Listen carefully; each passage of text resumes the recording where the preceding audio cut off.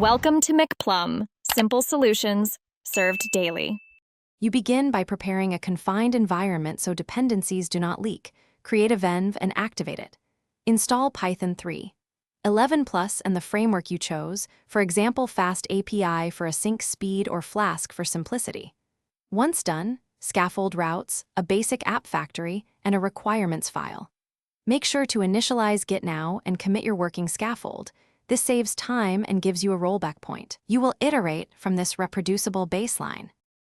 You now implement the core. Define your endpoints and data contracts, because clear contracts prevent rework. Connect an ORM like SQL Alchemy and create migrations with Alembic so schema changes are versioned. Once data is reliable, add caching with Redis and background processing via Celery or RQ to keep requests fast. Make sure to add authentication using JWT or OAuth2 and centralize config. Then write tests that exercise main flows. Automated tests catch regressions before deployment.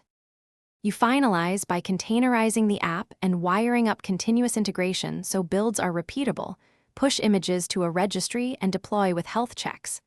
Once live, add structured logging, metrics, and alerts so you know when performance slips. Run load tests and configure graceful shutdowns to avoid losing requests. If something breaks, check the app logs and trace the request path. Correlate request ID across services to isolate the failing component quickly, then roll back if needed. Thanks for watching. Stay juicy and subscribe.